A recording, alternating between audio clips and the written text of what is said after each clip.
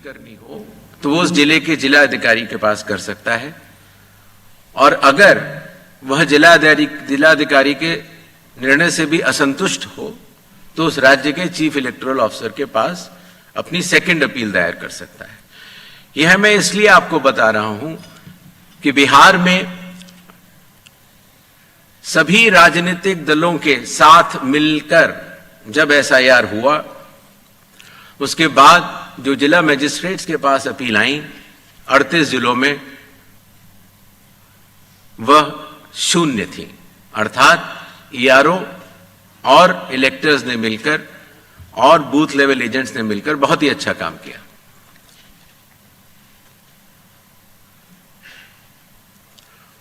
SIR के समय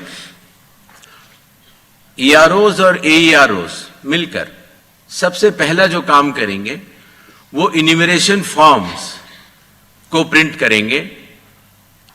जिन राज्यों में एसआईआर हो रहा है या अभी होने वाला है, उनकी मतदाता सूची आज रात को 12 बजे फ्रीज कर दी जाएगी, और उन हर मतदाता को जिसका नाम उस सूची में है, उसको एक यूनिक इन्यूमरेशन फॉर्म प्रिंट करके बीएलओ उसके घर देने जाएंगे। इन्यूमरेशन फॉर्म में वो आवश्यक डिटेल्स होंगे जो कि आज की मतदाता सूची में हैं। जब बीएलओ फॉर्म्स डिस्ट्रीब्यूट करना शुरू करेंगे एग्जिस्टिंग इलेक्टर्स को, उसके बाद इन्यूमरेशन फॉर्म में जिसका भी नाम है वो उसको लिंक करने का प्रयास करेंगे कि क्या उन्हीं का नाम 2003 की सूची में था। अगर था तो उनको कोई भी कागज और नहीं देने होंगे। इसी तरीके से अगर उनका नाम स्वयं नहीं था और उनके पिताजी या माताजी का नाम था तो भी उनको कोई और कागज नहीं देने होंगे। तो ये लिंकिंग और मैचिंग, बिहार जब हमने एसआईआर किया था तो सिर्फ बिहार की अवेलेबल थी, और आज पूरे देश की 2002 से 4 में हुए एसआईआर की मतदाता सूची जो लिंक दिया गया है voters.eci.gov.in पर कोई भी देख सकता है और इस मैचिंग को स्वयं भी कर सकता है। बीएलओज, बूथ लेवल ऑफिसर्स एसआईआर की प्रमुख कड़ी होते हैं। जब वो घर जाते हैं तो कई बार ऐसा भी हो सकता है कि किसी और व्यक्ति की उम्र उस घर में 18 साल के ऊपर की हो गई हो, तो हाथ की हाथ उसी समय वो उनका फॉर्म 6 भी भरवा लेंगे और डिक्लेरेशन भी ले लेंगे और उसकी मैचिंग और लिंकिंग भी पुराने एसआईआर से कर लेंगे। कई बार हमारे मतदाता अगर पढ़ने या लिखने में उनको दिक्कत है तो बूथ लेवल ऑफिसर उनको इन्यूमरेशन फॉर्म भरने में मदद भी करेगा, और मदद करने के बाद इस तरह के सारे इन्यूमरेशन फॉर्म्स मैचिंग और लिंकिंग करने के बाद वो ईआरओ और एईआरओ को जमा करेगा। कई बार एक बार जब बूथ लेवल ऑफिसर घर जाता है तो या तो कुछ मतदाता अवेलेबल नहीं होते या कहीं गए होते हैं, और या उनको मैचिंग या लिंकिंग करने में कोई समय लग रहा हो, तो ऐसे केस में बूथ लेवल ऑफिसर्स दूसरी बार भी जाएंगे और तीसरी बार भी जाएंगे। 3 बार हर बीएलओ हर घर जाएगा। जो प्रवासी लोगों की समस्या को हटाने के लिए, जो राज्य से कुछ समय के लिए बाहर गए हुए हैं लेकिन वहीं के सामान्यतः रहने वाले हैं, वो ऑनलाइन भी भर सकते हैं, और खास तौर से कई बार अर्बन वोटर्स को, क्योंकि उनके दिन के समय ही ऑफिस आवर्स रहते हैं, तो वो भी ऑनलाइन भर सकते हैं। बूथ लेवल ऑफिसर का यह भी कार्य होगा कि जब वो इन्यूमरेशन फॉर्म देता है तो इन्यूमरेशन फॉर्म दस्तखत करके मतदाता को वापस भी करना होता है। तो अगर मतदाता की मृत्यु हो चुकी हो, या वो स्थायी रूप से प्रवास कर चुका हो, या वो एक से जगह ज्यादा रजिस्टर हो गया हो, तो वो उस जगह दस्तखत नहीं कर पाएगा, और ऐसे लोगों की शिनाख्त करना भी बीएलओ की जिम्मेदारी है। एक बात मैं फिर कहना चाहता हूं कि जो मतगणना वो इन्यूमरेशन फॉर्म की जो फेज होगी उसमें किसी भी व्यक्ति से किसी और कागज की आवश्यकता नहीं होगी, बस उन्हें अपनी मैचिंग या लिंकिंग दिखानी होगी कि 2003 में किसके साथ है। नेक्स्ट, सारे फॉर्म्स मिलने के बाद ईआरओ और एईआरओ ड्राफ्ट सूची प्रकाशित करेंगे। ड्राफ्ट सूची में उन्हीं मतदाताओं का नाम होगा जिनके इन्यूमरेशन फॉर्म्स वापस मिल गए हैं। जिन मतदाताओं की मैचिंग या लिंकिंग नहीं हो पा रही है, 2003 में कहां थे, 2003 में आपके माता पिता भी नहीं थे या कोई भी नहीं था, ऐसे लोगों को भले ही उनका इन्यूमरेशन फॉर्म मिल गया हो, लेकिन नोटिस जारी करेगा ईआरओ और एईआरओ, और नोटिस जारी करने के बाद फिर वो उनकी एलिजिबिलिटी डिसाइड करेगा इंक्लूड करने के लिए या एक्सक्लूड करने के लिए बेस्ड ऑन इंडिकेटिव डॉक्यूमेंट्स, जो मैं आगे बताऊंगा। ईआरओस और एईआरओ की यह जिम्मेदारी होगी कि कोई भी योग्य मतदाता छूटे ना और कोई भी अयोग्य मतदाता सूची में अंदर ना आ पाए। ईआरओ के फैसले के खिलाफ कानूनी तौर पर जिला मजिस्ट्रेट के पास एक अपील होती है, जो मैंने आपको बताया, और जिला मजिस्ट्रेट के फैसले के खिलाफ चीफ इलेक्टोरल ऑफिसर के पास भी सेकंड अपील होती है। जो प्री इन्यूमरेशन फेज है, जो आज रात को 12 बजे से शुरू होगा, उसमें कंप्यूटर मैचिंग और लिंकिंग पिछले एसआईआर से ईसीआई नेट के जरिए की जा रही है, उसको आगे बढ़ाया जाएगा। मैनुअल मैचिंग और लिंकिंग काफी हद तक बूथ लेवल ऑफिसर्स ने इन राज्यों में कर ली है, और ट्रेनिंग जो बीएलओज की है, ईआरओज की है और डीओज की है। हालांकि काफी ट्रेनिंग हम लोग यहां ट्रिपल आईडीएम में कर चुके हैं, बट एक बीएलओ, ईआरओ और डीओ की ट्रेनिंग कल से शुरू होगी। सभी राजनीतिक दलों से 6 नेशनल पार्टीज जो कि हर राज्य में मौजूद हैं, और हर राज्य की जो स्टेट पॉलिटिकल पार्टीज हैं, उन सभी से निवेदन है कि वो अपने बूथ लेवल एजेंट्स अगर उन्होंने नामित नहीं किए हैं किसी भी बूथ पर तो जरूर कर लें। साथ ही साथ सभी चीफ इलेक्टोरल ऑफिसर्स को, डिस्ट्रिक्ट इलेक्शन ऑफिसर्स को और ईआरओस को यह निर्देश भी होंगे कि कल से शुरू होकर परसों तक वो सभी पॉलिटिकल पार्टीज को के साथ मीटिंग करेंगे और पूरी एसआईआर की प्रक्रिया को उनके समक्ष डिटेल में बतलाएंगे। जहां तक बूथ लेवल एजेंट्स का सवाल है हर पॉलिटिकल पार्टी के, जैसा कि बिहार में था, हर बूथ लेवल एजेंट एक दिन में 50 इन्यूमरेशन फॉर्म्स जो साइंड हो इलेक्टर्स के वो कलेक्ट भी कर सकता है, उसके ऊपर अपना सर्टिफिकेशन दे सकता है और बूथ लेवल ऑफिसर्स को भी दे सकता है। इससे जो चुनावी कर्मी हैं और जो राजनीतिक दलों के नुमाइंदे हैं, दोनों मिलकर साथ काम कर सकते हैं। इन्यूमरेशन फेज में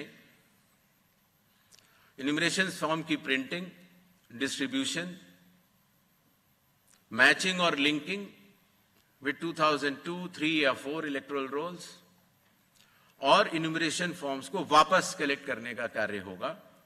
और साथ ही साथ, जैसा आप सबको पता है, मतदाताओं की सुविधा के लिए चुनाव आयोग ने निर्णय लिया है कि किसी भी मतदान केंद्र में 1200 से अधिक मतदाता नहीं होने चाहिए, जिससे कि भीड़ न लगे।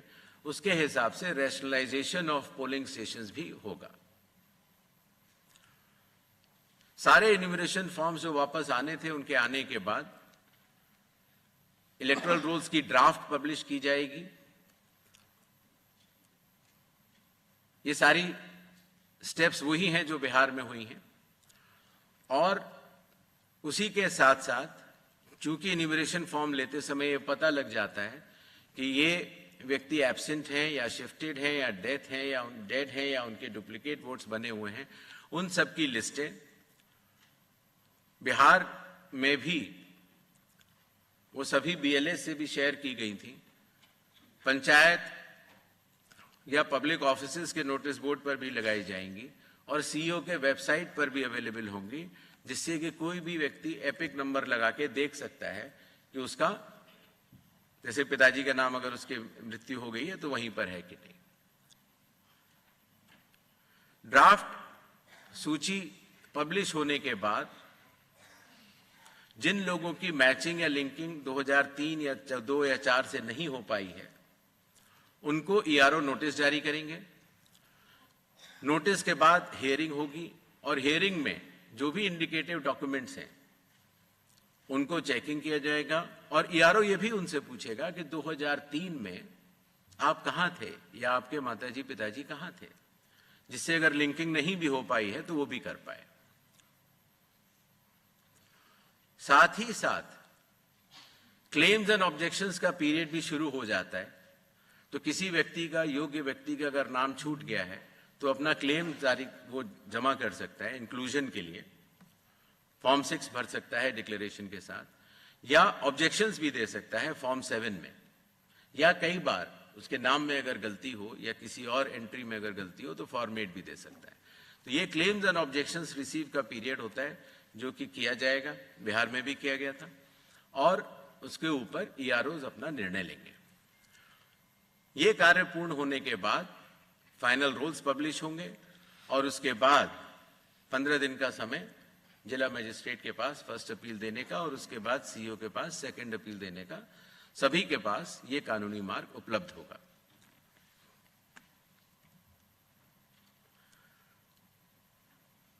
जैसा कि बिहार में चुनाव आयोग ने बहुत सफलतापूर्वक दर्शाया कि जो वल्नरेबल ग्रुप्स होते हैं, खास तौर से जो बुजुर्ग हैं या बीमार हैं या दिव्यांग हैं या कई बार हमारी बुजुर्ग महिलाएं हैं, तो इनको अगर किसी भी मैचिंग करनी है 2003 से या लिंकिंग करनी है, उन्हें कंप्यूटर नहीं आता, उनके पास मोबाइल नहीं है या उनको कोई सर्टिफिकेट बनवाना है, तो वॉलंटियर्स जो है वो या तो सरकारी कर्मचारी होते हैं या NCC या NSS के वॉलंटियर्स होते हैं, तो स्वयं उस व्यक्ति के लिए वो चले जाते हैं और वो कागज बनवा लेते हैं, जिससे कि हमारे मतदाताओं को कोई भी असुविधा नहीं हो। और इसकी वजह से आपने देखा होगा बिहार में जब 7.5 करोड़ मतदाताओं ने चुनाव आयोग के साथ कंधे से कंधा मिलाकर जब काम किया तो कोई भी परेशानी नहीं हुई। इस फेज में SIR के समय 1200 तक हम पोलिंग स्टेशंस को भी रैशनलाइज कर लेंगे और कुछ नए पोलिंग स्टेशंस भी खोले जाएंगे जो कि बदलाव के साथ साथ हाई राइज बिल्डिंग्स में भी होंगे या गेटेड कॉलोनीज में या कई बार जो स्लम क्लस्टर्स छूट गए हैं वहां पर भी। इस विषय पर जो ड्राफ्ट पब्लिश होता है उसमें पॉलिटिकल पार्टी से DOs चर्चा भी करते हैं और उसके बाद ये 1200 हर पोलिंग स्टेशन की अलग अलग मतदाता सूची प्रकाशित की जाती है। यह ध्यान रखना होगा कि एक बूथ पर एक फैमिली के या एक घर पर रहने वाले सभी लोगों का नाम एक ही जगह आ जाए, उससे मतदाताओं को बहुत सुविधा होती है और बिहार में इसमें काफी लोगों ने मिलकर अच्छा काम किया।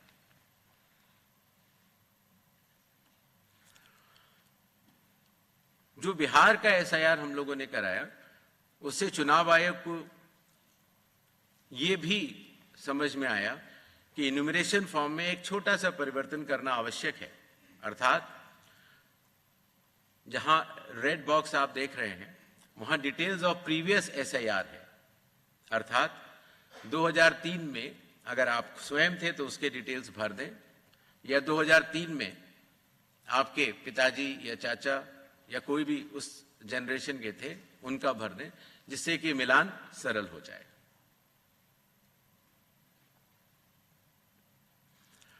जो इन्यूमरेशन फॉर्म दिया जाएगा उसमें काफी चीजें प्री प्रिंटेड होंगी। मतदाता का नाम, उसका एपिक नंबर, उसका पता, सीरियल नंबर, पार्ट, कौन सी असेंबली है और उसका पुराना फोटो। एक QR कोड भी दिया जाएगा जिससे कि उस QR कोड को स्कैन करके आप स्वयं देख सकते हैं। सभी मतदाताओं से चुनाव आयोग का यह आग्रह रहेगा कि जहां पेस्ट करेंट फोटो लिखा हुआ है वहां पर अपनी नई और रंगीन फोटो, कलर्ड फोटो वहां पर अगर लगाएंगे तो जब भी आपका नया एपिक कार्ड बनेगा तो उसमें वो फोटो लगाई जाएगी, तो अच्छा लगेगा। शिनाख्त में भी आसानी होती है, बिकॉज कई बार वोटर कार्ड्स में लोगों के बहुत पुराने पुराने फोटो लगे हुए हैं। इन्यूमरेशन फॉर्म का ये हिस्सा है जो प्री प्रिंटेड के बाद नीचे आता है, उसमें ये डिटेल्स इलेक्टर्स को भरने होंगे। आधार नंबर बिहार में भी ऑप्शनल तरीके से चुनाव आयोग ने लिया था और इस बार भी आधार नंबर लिया जाएगा। फादर का नाम भी है, एपिक भी है, आपके स्पाउस मदर फादर का नाम भी है, डेट ऑफ बर्थ भी है। जी, जो प्रीवियस एसआईआर के जो 2 खाने मैंने आपको बताए थे, उसमें स्वयं का अगर नाम है तो पहला जो बाईं तरफ वाला बॉक्स है, इसमें इलेक्टर का नाम एपिक अगर उसका है उस समय, तो बिकॉज 2003 में कई लोगों के पास एपिक नंबर नहीं था। रिलेटिव का नाम, कई बार फादर का नाम होता है और रिलेशनशिप, तो वहां पर फादर होगा। किस जिले में है, जैसे ही आप जिला लिख देंगे या स्टेट या एसी लिख देंगे, तो जो सारी जो मतदाता सूची पूरे देश की अवेलेबल है 2003 में, उससे सेलेक्ट करना और उससे मैचिंग करना बहुत आसान हो जाता है। इसी तरीके से अगर आपका नाम नहीं है 2002, 3 या 4 की मतदाता सूची में, तो आप अपने फादर, मदर या जो भी उस श्रेणी के जो रिलेटिव्स हैं उनके डिटेल भर सकते हैं, तो उससे भी ये मैचिंग सरल हो जाती है। क्लेम्स एंड ऑब्जेक्शंस के पीरियड में फॉर्म 7 और फॉर्म 8 की आवश्यकता पड़ती है, और फॉर्म 6 तो खैर चूंकि न्यूमरेशन फेज में ही इस बार हम कलेक्ट कर ले रहे हैं। बिहार में हम लोगों ने उसको बाद में किया था, लेकिन इस बार हम शुरू से ही कर ले रहे हैं।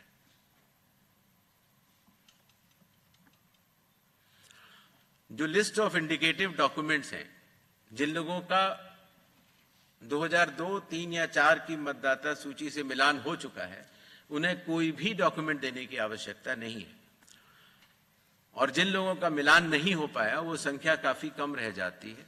सिर्फ उन्हीं लोगों को ये इंडिकेटिव डॉक्यूमेंट्स देने होंगे जो बिहार में थे 11 वो, और आधार कार्ड नागरिकता का प्रमाण चूंकि नहीं है, तो वो आइडेंटिटी पर्पस के लिए लोग दे सकते हैं। नेक्स्ट, ये वो 12 राज्य हैं जहां पर कल से एसआईआर शुरू होने वाला है। Andaman and Nicobar island union territory, state Chhattisgarh, Goa, Gujarat, Kerala, union territory Lakshadweep, Madhya Pradesh, Puducherry union territory, Rajasthan, Tamil Nadu, Uttar Pradesh, West Bengal, इन 12 राज्यों में कुल मतदाता 51 करोड़ के लगभग हैं। लगभग 5,33,000 बूथ लेवल ऑफिसर्स इस महान कार्य में अपना योगदान देंगे।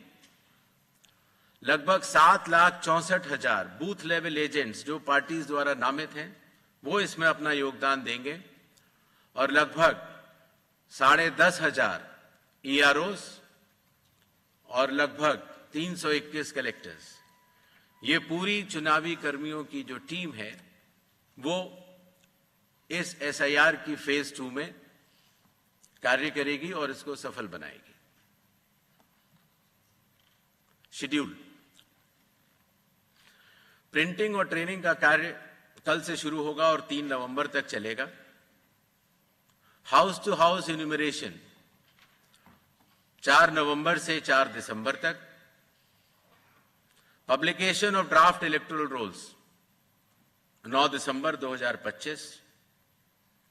क्लेम्स एंड ऑब्जेक्शंस का पीरियड 9 दिसंबर 2025 से लेकर 8 जनवरी 2026। जिन लोगों को नोटिस जाएंगे उनकी हियरिंग और वेरिफिकेशन का समय 9 दिसंबर से 31 जनवरी तक होगा, और फाइनल इलेक्टोरल रोल्स 7 फरवरी 2026 को प्रकाशित किए जाएंगे। धन्यवाद।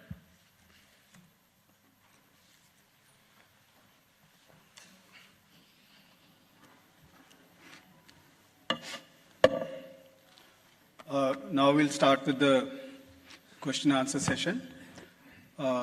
As per our previous format, we will be taking questions in groups of 5. And please be rest assured that maximum number of questions will be taken. Why? Sir, I will ensure that your question is taken. Please be seated. Sir, your question will be taken. That's all. चलिए कोई बात नहीं. Please don't disrupt the conference. Your question will be entertained and taken. In the interest. No, then I will not be able to entertain lot of questions. I have so many people. I don't have one person. Your question will be entertained. Yes. दीजिए इधर. Excuse me. ऊपर दीजिए, वो blue shirt में दीजिए. Sir नमस्कार, नीरज हूँ news 18 India से. हमारा सवाल ये है आपसे कि आपने जो 12 राज्यों के नाम दिए हैं और केंद्र शासित प्रदेश के, आगामी जो 5 राज्यों के चुनाव है, क्योंकि अगले साल मध्य में वहाँ चुनाव होने, उसमें असम भी है. असम में आपने SIR कराने का फैसला नहीं किया है दूसरे चरण में, तो इसकी वजह क्या है, कारण क्या है, और यहाँ कब कराएंगे? Sir, I'm Shriparna from the Hindu newspaper. In Bihar, the Election Commission has said that new EPIC cards would be given to all voters. What is the progress on that? And will the same be done for all these 12 states and rest of the states undergoing SIR as well?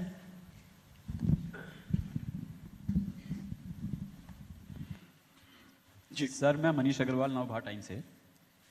Sir, एक सवाल ये है कि अगर मेरा vote Delhi में है और मेरे माता पिता का वोट 2003 या 4 में यूपी या किसी अदर स्टेट में रहा, तो मैं उसका मिलान कैसे करूंगा? मतलब मेरे को तो ये प्रॉब्लम होगी कि मैं वहाँ से कैसे लूँ या कैसा करना होगा. सेकंड इज, इसमें भी सर आधार की आपने बात की कि आधार दे सकते हो, लेकिन जब आधार के साथ हमें डेट ऑफ बर्थ और बर्थ सर्टिफिकेट देना है तो फिर आधार का मतलब क्या है sir? Thank you.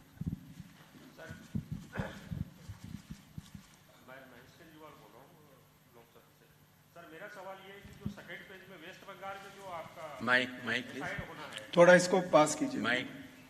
Sir second page में जो SIR होना है विशेष करके वेस्ट बंगाल में, तो उसमें मुख्यमंत्री ने दूसरा mic.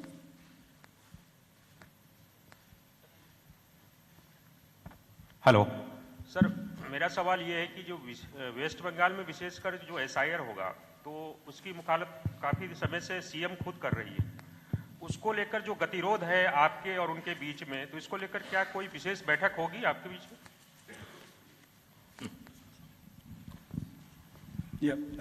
Sir, this is Damini from the Indian Express. Yes, sir. Sir, 2 questions. One is, what were the lessons that were learned from the Bihar SIR process?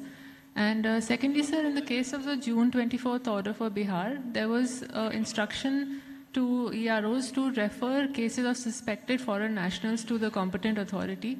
How many such cases have been referred in Bihar, and will these instructions apply to the rest of the states and UTs as well?